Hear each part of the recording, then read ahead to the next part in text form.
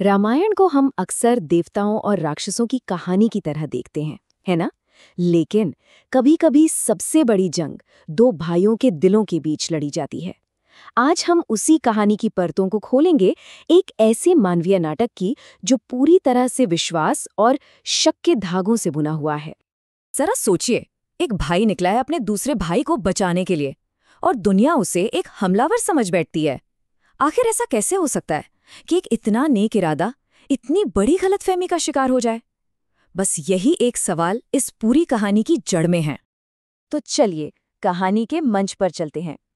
एक तरफ है राजकुमार भरत, जिनके बड़े भाई राम को अभी-अभी 14 साल का वनवास हुआ है, और दूसरी तरफ खुद भरत एक बहुत बड़ी सेना लेकर उसी जंगल की तरफ बढ़ रहे हैं जहां राम है। और देखिए, ये कोई छोटी मोटी टुकड़ी नहीं है। राजकुमार भरत के साथ कौन कौन है? तीनों राजमाताएं हैं, मंत्री हैं, गुरु हैं, और तो और ऐसा लगता है जैसे अयोध्या की पूरी प्रजा ही साथ चल पड़ी है। यहाँ तक कि रास्ते साफ करने के लिए इंजीनियर्स भी साथ हैं। अब जरा इस मंजर की कल्पना कीजिए। दूर से देखने पर ये एक बचाव दल लगेगा या एक हमलावर सेना? तो कागज पर, या कहें कि ऑफिशियली, मिशन बिल्कुल साफ है। वनवास गए राजकुमार राम को ढूंढना है और उन्हें वापस अयोध्या की सिंहासन पर बिठाना है। इरादा तो नेक लगता है ना? पर सवाल यह है कि जंगल में जो लोग ये सब देख रहे हैं, क्या वो भी इसे इसी तरह देखेंगे? और इसका जवाब है बिल्कुल नहीं, क्योंकि जंगल के मुहाने पर गंगा के किनारे एक ऐसा शख्स खड़ा है जो इस आती हुई सेना को बहुत गहरे शक की निगाह से देख रहा है। ये कोई और नहीं बल्कि राम के सबसे करीबी दोस्तों में से एक, जंगल के रक्षक निषाद राज गुह हैं। अब ये समझना जरूरी है कि निषाद राज हैं कौन। वो कोई आम इंसान नहीं, वो निषादों के राजा हैं, एक ताकतवर आदिवासी सरदार।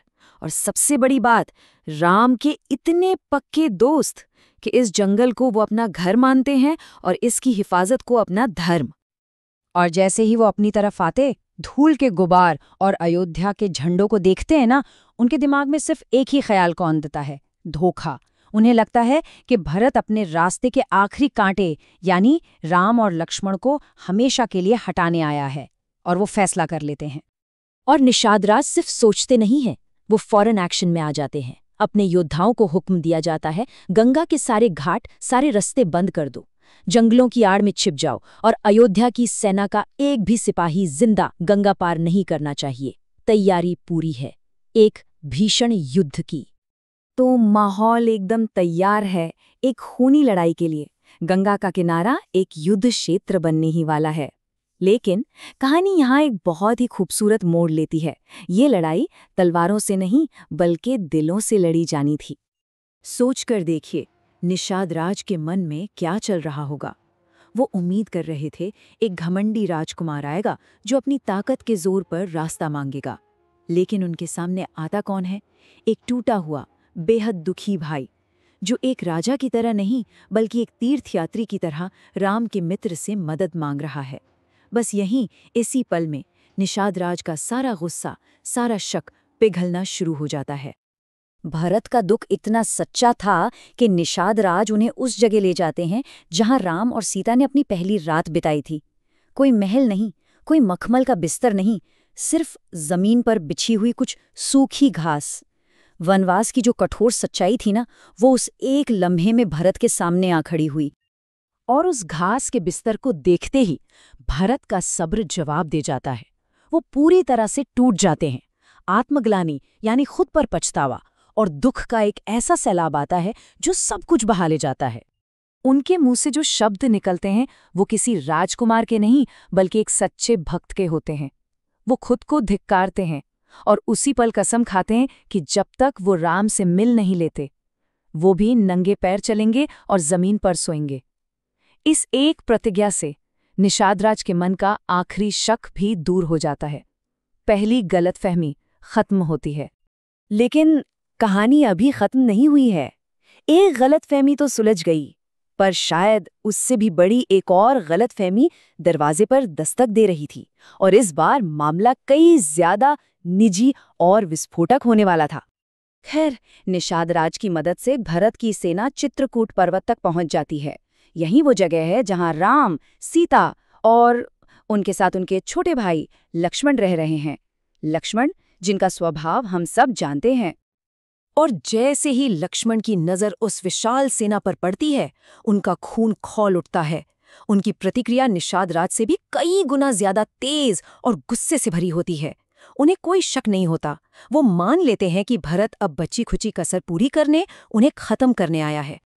एक तरफ है लक्ष्मण का उबलता हुआ गुस्सा और दूसरी तरफ राम का शांत चेहरा और उनकी अटूट मुस्कान। वो लक्ष्मण से कहते हैं कि सत्ता भरत जैसे इंसान को कभी भ्रष्ट नहीं कर सकती। उसे अगर स्वर्ग का सिंहासन भी दे दिया जाए तब भी वो अपने धर्म से नहीं डिगेगा। एक तरफ गहरा शक और दूसरी तरफ अटूट विश्वास। ये टक्कर देखने लायक थी। तो अब सवाल सिर्फ एक था, कौन सही साबित होगा, लक्ष्मण का शक या राम का विश्वास? और जवाब बस कुछ ही पलों में मिलने वाला था। पहाड़ी के पास पहुंच के भरत पूरी सेना को रुकने का आदेश देते हैं। सब थम जाता है। वो एक सेनापति की तरह आगे नहीं बढ़ते, नहीं, वो एक प्यासे हिरण की तरह अकेले ही कुटिया की तरफ दौड़ पड़ते हैं। और फिर वो पल आता है, उनकी नजरें अपने भाई पर पड़ती हैं। और इससे पहले कि कोई कुछ कह पाता, भरत रोते हुए सीधे राम के चरणों में गिर पड़ते हैं। बस उस एक पल में सारे सवाल, सारे शक, सारा गुस्सा, सब कुछ आंसुओं में धुल जाता है। भरत की जबान से जो शब्द निकलते हैं वो उनके दिल का सारा बोझ, सारी पीड़ा सामने रख देते हैं।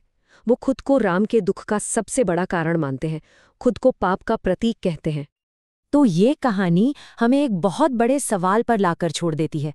वो कौन सा पल होता है जब किसी इंसान पर हमारा विश्वास हमारी आंखों के सामने मौजूद हर सबूत से ज्यादा शक्तिशाली हो जाता है? सोचिएगा जरूर।